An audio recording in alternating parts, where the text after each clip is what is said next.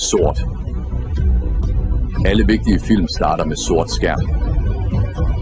Og musik. Skræmmende musik, det vil gøre en forælder eller studieleder nervøs. Og logoer. Virkelig lange og dramatiske logoer. Ja, hvad Superman bare kom an, bror mand.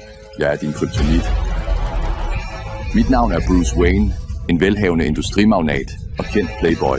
Om natten påtager jeg mig rollen som Batman og bekæmper kriminalitet i byen. Denne historie handler dog ikke om mig, men om en ung og stærk mand, som George Clooney vil fortælle mere om. Jeg har også medvirket i en del film og har en mindre rolle i denne fortælling. Lad os begynde historien.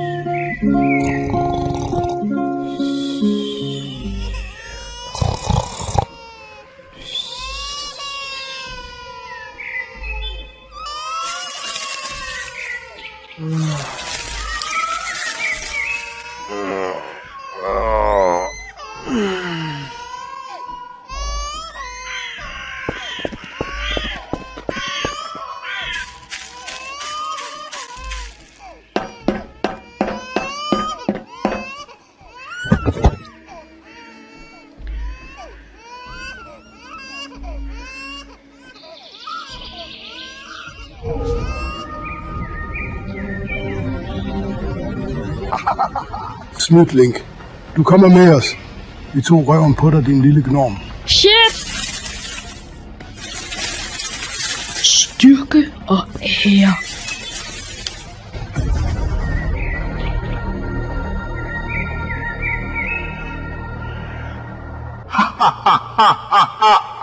Du kan ikke undslippe os. Vi har trængt dig op i en krog. Det her kommer til at gøre lidt ondt, men du kommer til at sove hele turen.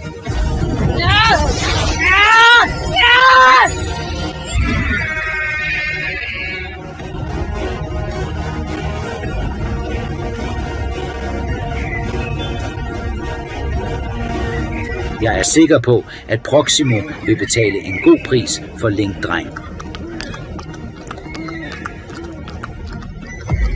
Sofies Amalies plan gik glimrende. Nu har vi 4 timers lang ridetur til Sicilien. Link bliver taget til fange og ført til en lille slaveby i Italien kaldet Sicilien. Her var Antonius Proximo, den velhavende slaveejer, som bestemte, hvem der skulle med. Her er de bedste slavekrigere samlet fra hele verden for at lære at blive gladiatorer til den største kamparena i Romerriget. Link er en ung, hyliansk dreng, 16 år gammel. Link er klædt i en grøn tunika, en underskjorte, som regel hvid, brun eller grøn, og en lang grøn hue. Link har lange spidse ører, et karakteristisk træk ved den hylianske race og deres efterkommere, hvilket angiveligt skulle lade dem høre beskeder fra guderne.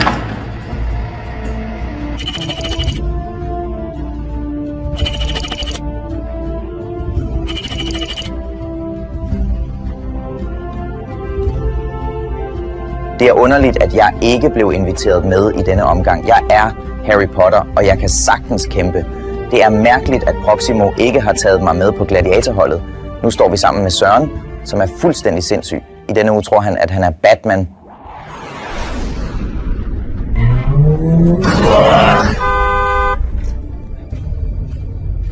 Overgiv jer nu, skurke! I står over for den uovervindelige Batman. Søren, du er ikke Batman. Sidste uge var du en and. For Søren da! Jeg er ikke Søren. Jeg er Batman. Nej. Jo. Nej. Jo. Nej. Jo. Nej. Jo. Nej. Gå hjem og put en banan op, hvor solen ikke skinner. Okay, jeg er ikke Batman. Men nu ved jeg, hvad jeg skal bruge lørdagen på. Tak for tippet. Du er bare allertiders.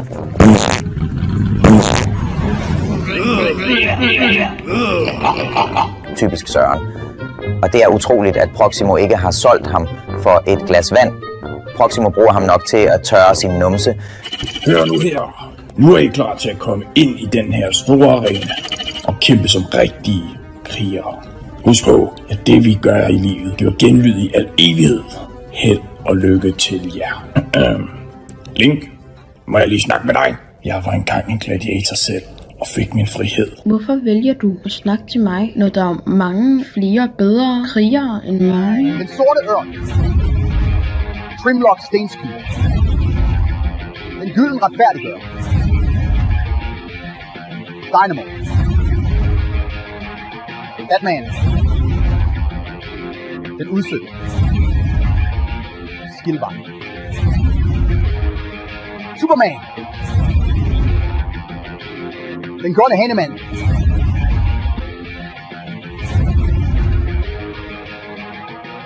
Jeg var ikke den bedste, fordi jeg dræbte hårdt. Jeg var den bedste, fordi publikum elskede mig. Vind folket, og du vinder din frihed. Link. Du er måske ikke den fysisk stærkeste kriger her, men du er den mest intelligente. Kampe handler ikke kun om rå kræfter og vold.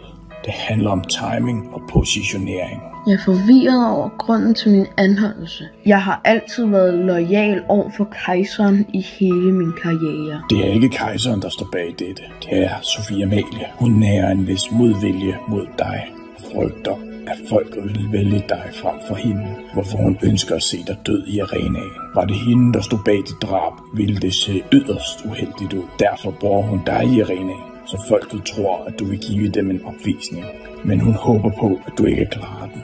Jeg vil vinde publikum. Jeg vil give dem noget, som de aldrig har set før. Vi skal til Rom sammen og have vilde eventyr, og den store konge vil give os alt, hvad vi ønsker, indtil vi er glade og tilfredse. Og når der er nok døde mænd, måske får du din frihed.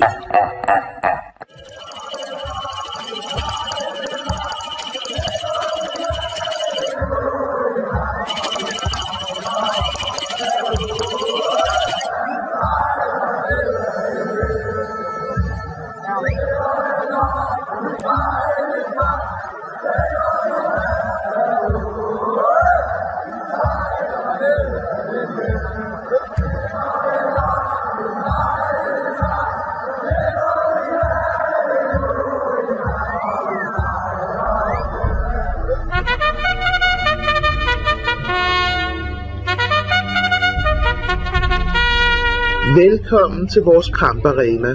Jeg vil starte ud med et lille bonusnummer. Jeg skal jo forkæle jer som er kommet. Det er også meget personligt for mig. Lad os starte hurtigt ud. Ring ham ind, vagter.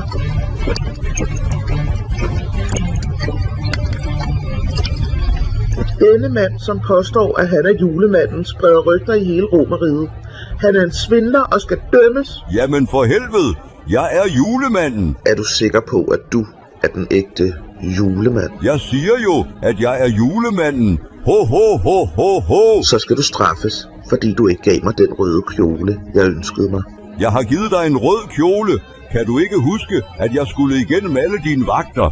Ja, men det var ikke lige den røde kjole, jeg ønskede mig. Så er du fandme også svær at gøre tilfreds. Nu knokler jeg i 30 dage, og så får jeg den her i betaling. Hals, hug ham. Rudolf, vis mig viden med din røde tud. Hals, hug ham.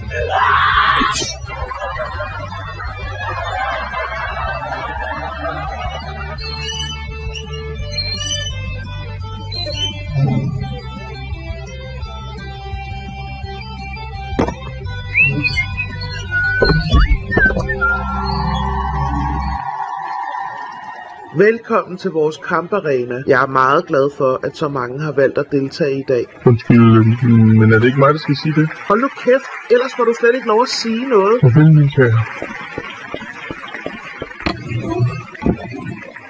I denne fremragende kamparena vil I få lov at opleve nogle af de bedste krigere i kamp mod hinanden. Vi er så privilegerede, at vi har fået nye krigere med i lejen. Nyd øjeblikket og læn jer tilbage, altså dem af jer, der kan sidde ned, og observer denne fortræffelige forestilling. Undskyld, men hvornår må jeg sige noget? Jeg må bede dig om at være stille, da jeg har svært ved at koncentrere mig om mine tanker. Undskyld, men jeg tror, det er altså mig, der bestemmer.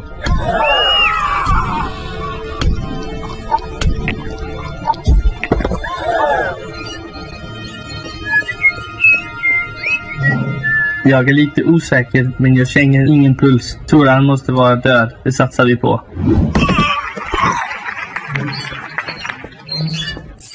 Jeg tør i halsen. Kan du ikke snakke lidt, Gracchus? Jo. I dag fejrer vi den 64. 20. dag alene, og med hendes majestæts velvilje har dronningen værdiget denne dag og begunstiget Roms folk med en historisk kamp. I dag møder vi 8 barske gladiatorer, som møder de mægtigste samurai-generaler nogensinde, som sætter alt på spil i det mest afgørende slag i Italiens historie. Mød Minamoto-klanen. Hvad der end kommer ud af disse porte, kan vi overvinde, når vi holder sammen. Forstår I? Hold sammen, og vi overlever. Der spiller Link. Jeg kan ikke tro mine Han er blevet en slave. Er det ikke Link? Jeg kan ikke tro mine egne øjne. Kom så Link! Kom så Link! Kom så Link! Kom så Link! Kom så Link! Kom så Link! Kom så Link! Link!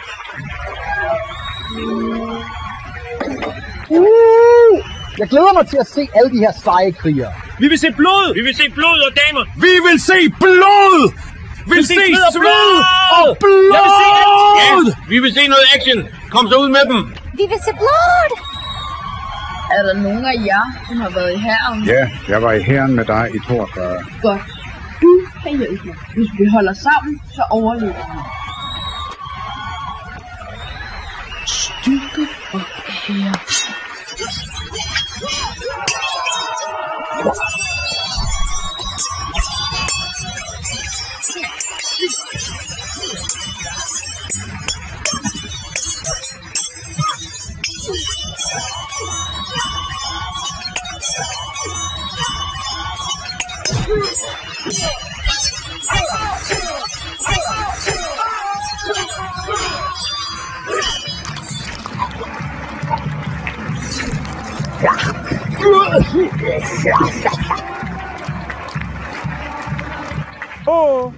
Jeg tror ikke, jeg klarer den her. Lig stille. Arha. Lig stille. Jeg fryser, bløder jeg meget. Styrke og ære. Nej! Det kan ikke passe det her. Drømmer jeg? Jeg er død! Nej! Jeg er bange. Jeg vil ikke derind. Jeg vil tilbage og være levende igen. Kom nu bare. De har alt, hvad du gerne vil have derinde. Brætspil, kaffe, Big Macs brød, gamer og cigarer. Okay så. Ja, bye bye.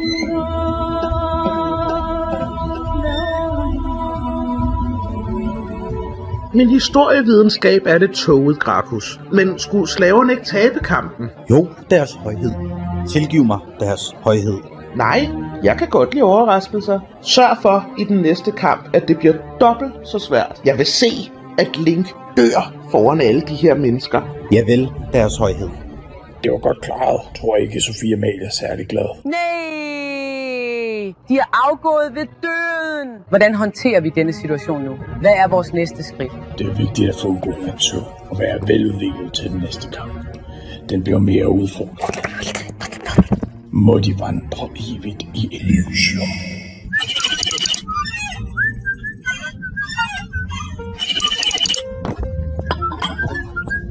Alfred! Alfred! Alfred! Alfred! Jeg mangler min croissant og min latte. Jeg gider da ikke gå helt op for at få fat på det. Det gamle røvhul. Alfredo! Alfredo! Hvor er du?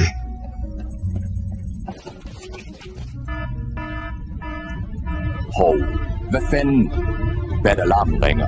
Vi må se, hvem det er. Okay, ingen overraskelse. Det er Sofie Amalie, som er på spil her. Jeg må hellere komme afsted.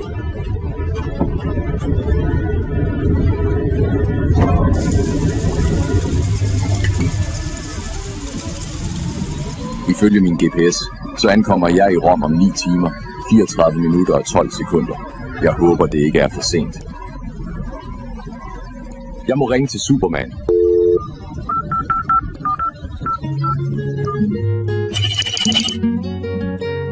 Beklageligvis har Superman andre planer, og er desværre meget utilpas med maven. Han ønsker at være alene. Kæft, den lortevin, jeg har stjålet. Superman, der er altså krokodiller, som jagter mig. Kan du ikke lige bruge dine superkræfter og kaste dem væk? Hjælp mig. Hold nu kæft, Jack. Altså, kan du ikke se, at jeg er på ferie og ser en film? Hjælp mig. Du må sgu selv klare de der krokodiller. Er du ikke Captain Jack Sparrow?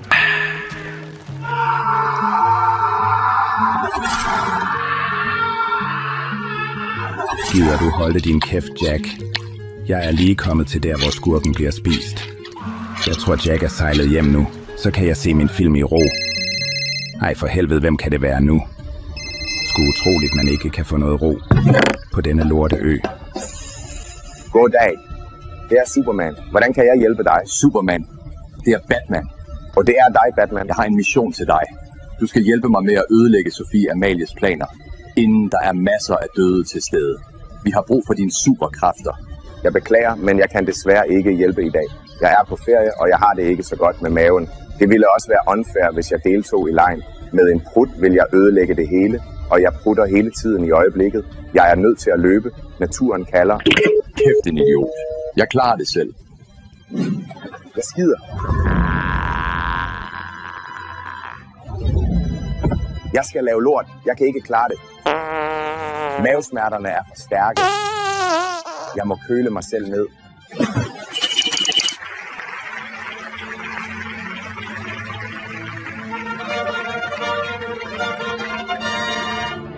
På denne dag tager vi tilbage til oldtiden og genskaber det store slag om livet. Det er Sofie Amalie en glæde at bringe jer de 3 mest berømte tempelriddere, også kaldet tempelherrer. De er Sofie Amalies egne elitetropper. Så her kommer der lidt guf.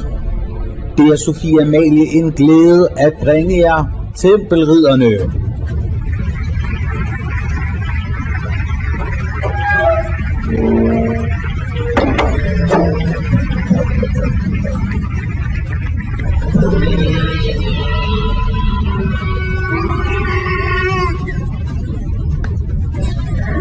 Styrke og ære.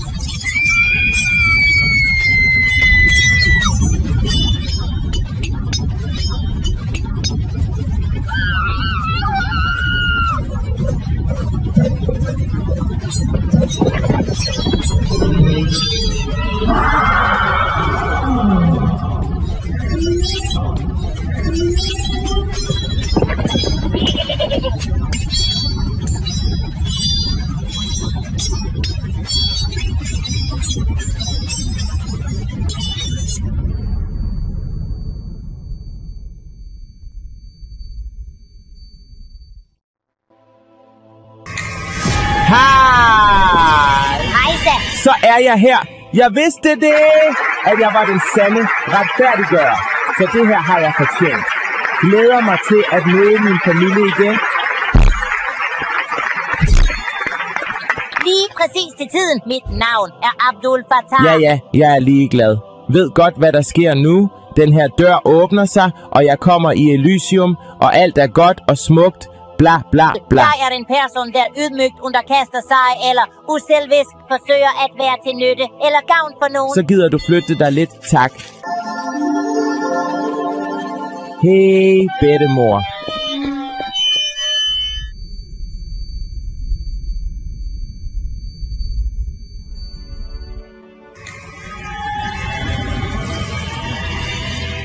Hejsa, du må være skildvagten. Lige præcis til tiden. Hvor er jeg? Kan du ikke se det? Helt ærlig, mand. Du er bare en dør fra Elysium. What? Er jeg på? Ja, selvfølgelig er du det. Dumt spørgsmål. Du er født, livløs, virkningsløs, kættelig og død og færdig. Jeg fik også et hårdt slag. Mit navn er Abdul Fattah, åbnerens tjener af livets porte. Du er heldig, at du har fået en billet hertil. Jamen, jeg nåede ikke at sige farvel til alle dem, jeg kender. Skynd dig så ind med dig. Der kommer andre. De har den husets bedste dessert. Ja, okay. Hvis du nu siger... de har bandet en case med drys.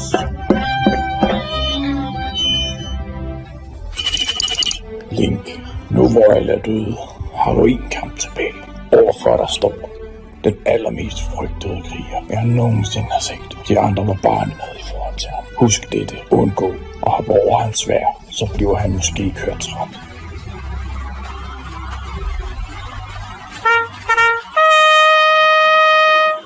Vi er nu nået til den sidste og mest udfordrende kamp, hvor kun 2 deltager tilbage. Vi kan kalde det finalen. Det er en fornøjelse for Sofie Amalie at præsentere jer for den uovervindelige hærfører, der har taget kampen op mod slaverne dybt inde i Italien. Attila er berygtet i vestlig historieskrivning og folkesagn som den frygtelige gudstraf, og hans navn er blevet synonym med grusomhed og barbari. Den eneste ubesejrede mester i Roms historie. Den legendariske Sarson the Abbess Nightmare. Min personlige rådgiver har anbefalet mig at investere alle mine guldmønter i SAS. Links har ingen chance. Jeg tjener penge på Sasson. Linksfald vil være min gevinst. Jeg kan nu eksempelvis tjene til det daglige brød. Tak, Sasson. Jeg har investeret alle mine dinarer og afrevet til Sasson. Link kan overhovedet ikke klare det her. Jeg har investeret alle mine dinarer og afrevet til Sasson.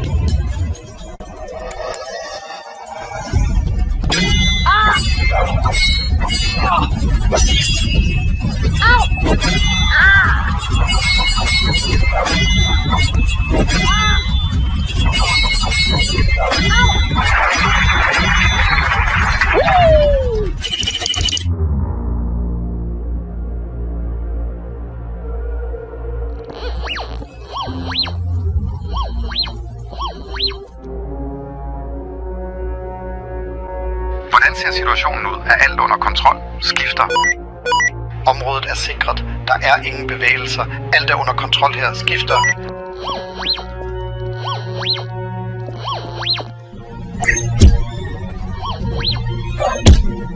Kom her, lille fisk. Fisk nummer 2.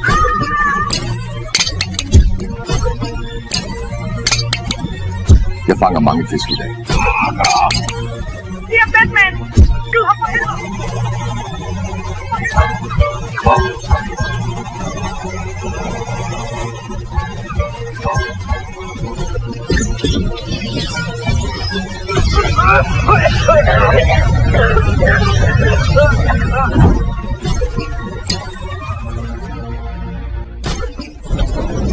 Wow, det er Batman!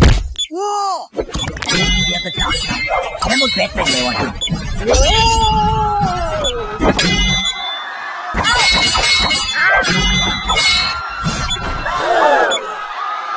Jeg må ned i kælderen og slikke mine sår.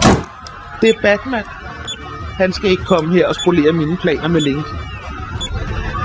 For Systems 101 Series T800 op fra undergrunden og skyd ham!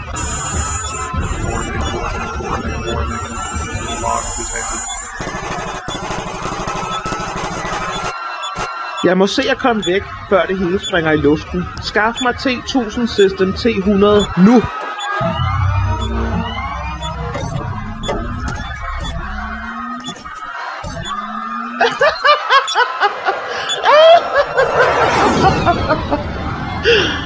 Batman, du fanger mig aldrig. I har måske vundet slaget, men I har ikke vundet krigen. Kom, Link. Bomben springer om 5 sekunder. Batman har smidt en bombe! Vi springer i luften! Yeah! Bombe! Der er en bombe for søren da! Mine negle knækker. Bombe og min røv klør. Bombe! Hold da op, du vejer. Stop med de vinerbasser.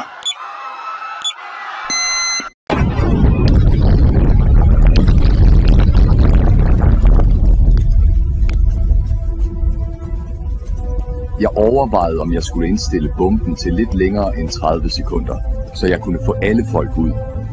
Det var en fejl. Tak, Batman. Du reddede vores liv. Vi vil aldrig komme levende herfra, selv hvis jeg vandt over Caesar.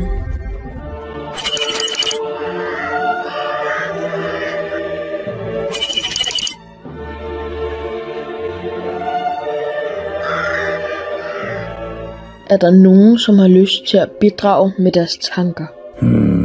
Halleluja. Så vil jeg ikke sige mere. Jeg vil gerne udtrykke min dybeste respekt og taknemmelighed for jer fantastiske mennesker. Vi vil savne jer dybt, men vi ved, at I nu er i et bedre sted. Må I alle finde fred og lykke i det hinsides. Jeres bidrag til vores hold har været uvurderligt. Vi ses igen en dag i Elysium, men indtil da vil jeg ære jeres mindeværd. Nej, synes sgu det er ærgerligt, at jeg ikke tjente noget på jer. I har været en dyr fornøjelse for mig. Proximo, vis noget respekt her. De var nogle dygtige mennesker og kæmpede bravt. Hvad siger du, Superman? Jeg har brug for 2 Imodium-tabletter. Jeg har stadig diarré. Hvad må der er sket med de andre gladiatorer? Ja, hvem ved? Det må guderne vide. Hvor er vi henne? Hvor er de? Vi er kommet i helvede, tror jeg. Det er meget varmt hernede. Hold nu jeres kæft og kæmp. Det er mega varmt. Jeg smelter. For søren, hvad det gør. Se lige den kæmpe drage der. Vi fik bare ikke fat i Sofie Amalie. Ikke mist håbet, Link. Vi vil helt sikkert få fat i hende en dag. Jeg er sikker på det. Kom tilbage til mig i Bathulen, så jeg kan skræddersy din dragt til den næste kamp imod Sofie Amalie. Så længe vi holder sammen som et hold, så kan intet stoppe os.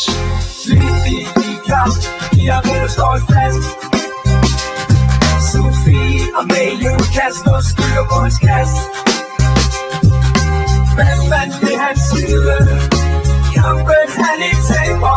Må de vandre evigt i Elysium. I evighedens hav, de traver vi.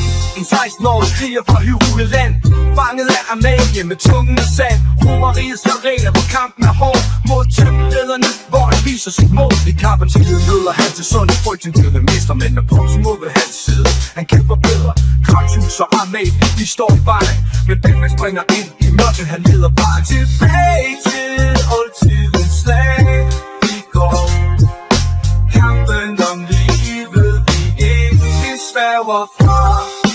Proximo han stiger tråden Link i hans varetægt. Gennem kamp og krig, han viser sin styrke, han har magt. Link i kamp, de har vinget slået fast. Sofie Amalie kaster og skylder på hans kast. Batman ved hans side. Kampen han ikke taber, må de vandre